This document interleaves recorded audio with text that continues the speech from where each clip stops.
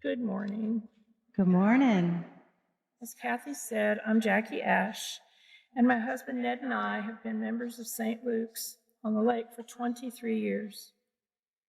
We came to St. Luke's in 2002 when Ned accepted assignment to be the assistant professor of naval science at the Naval ROTC unit at UT, which would be his last active duty Navy tour. Eventually, I was able to obtain a position teaching elementary school, and I was occupied with that until I retired in 2016. Our first home in Austin was in Steiner Ranch, and as longtime Episcopalians, we decided to give St. Luke's a try, since neither one of us wanted to pass this beautiful campus to search for another church. It only took one visit, and here we are, 23 years later, grayer, wiser, belonging, and as happy as we've ever been in a church family. As active duty members of this family, as in any family, we try to give what we can, when we can, how we can, and where we are needed, which to me is what stewardship asks of each of us.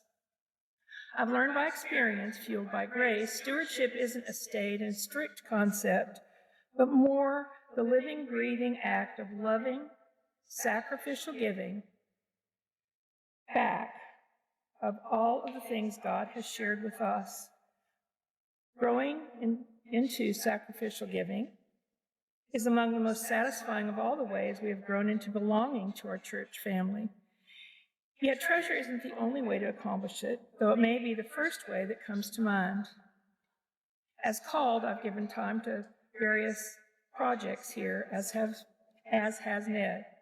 In times past, I've also tried to use any, though few, God-given talents I can, following after my heart, seeking out both intriguing and satisfying ways to contribute. Ultimately, I've learned that when I listen to Jesus' call, things fall into place and good things happen. In 1977, I served as a pre-K teacher in both church and in the day school at St. Michael's Episcopal Church in Lamarck, Texas. Coincidentally, yet another Malcolm Riker plant. It was the season of Thanksgiving, and amidst handprint turkeys, pilgrim hats, Native American songs, we focused on giving in the holiday teaching and tradition. We asked the rector to also focus his teaching on giving as well. Believe me, if it's tough for adults to fully grasp the concept of give and share, it is absolutely excruciating for 4-year-old kids to understand it.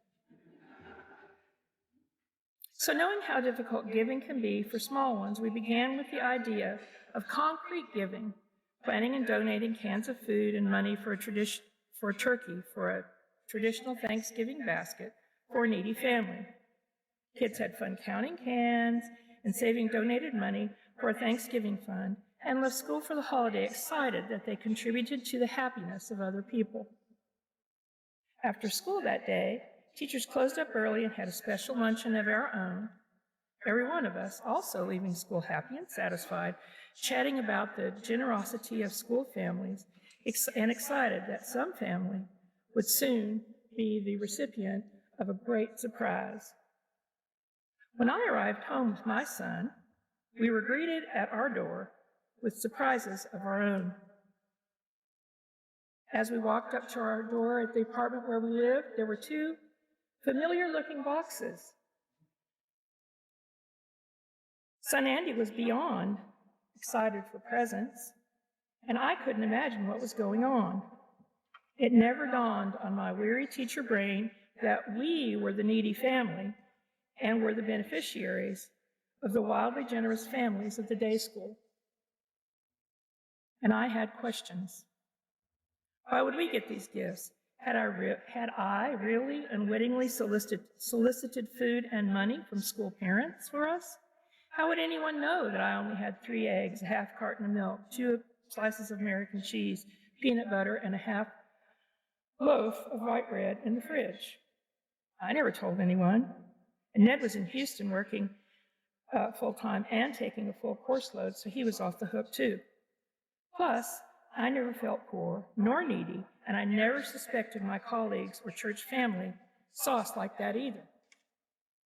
Conversely, our baby son Andy was beyond joyful about the newly acquired booty. He immediately found cookies and Nestle milk, Nestle Quick, which I knew were donated by his grandmama, who knew his tastes. He was also relieved that somebody gave back his oatmeal that I stole from him to give to the church. As soon as I got it together and calmed down a bit, I called my boss to let her know my objections and misgivings about the whole affair and how I was certain Ned would be of the same mind. She listened kindly and quietly until I ran out of steam. Then she calmly said, "Jackie, you and Ned are working hard and are in a season where there's a lot of space for folks who love you to fill it with things that you need. Please don't devalue this gift as mere charity. Think of it as our stewardship of you and your family, whom we believe will pay it forward tenfold someday." I have to mention also that Mrs. Haskins, one of my dearest friends at church, wants you to know that she's the one who gave you the margaritas for two, lest you think anyone else in the parish is as corrupt as she is. Each year, as stewardship season comes to the church, I remember 1977 with fondness and joy and a lot of gratitude as well. That was the time of our lives that taught me how stewardship works and what it means to be both giver and receiver. I also hope that I will always try to give what we can, where we can, and in whichever ways we are capable. I also pray that we will always honor that gift and each thing we are given by paying them forward tenfold. Thank you, Jackie.